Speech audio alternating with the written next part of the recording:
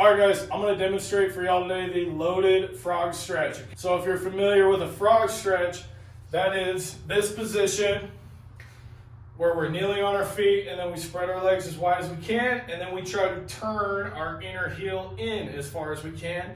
And then you go into pretty much a child's pose and you try to shift back into your hips so we can really challenge the end ranges of motion in that pelvic joint.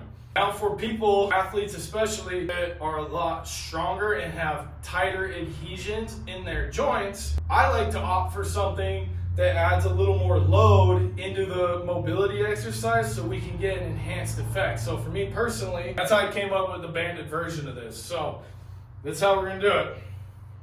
Stand in front of your band, pick your band tension wisely.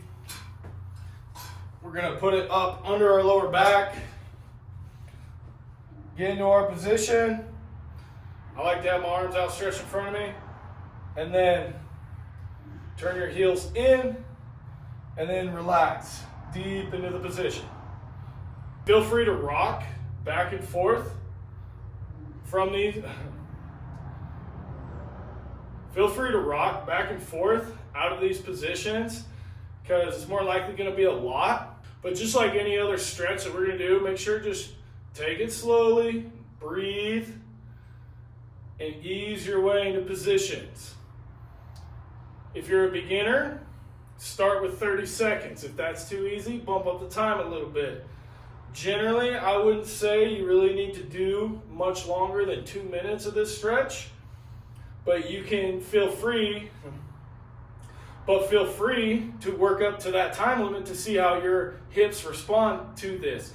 If you start to get a lot more range of motion, it's going to really benefit things like your deadlift and your squat, not to mention your athletic qualities if you're an athlete when you're playing on the field. Okay, time's up.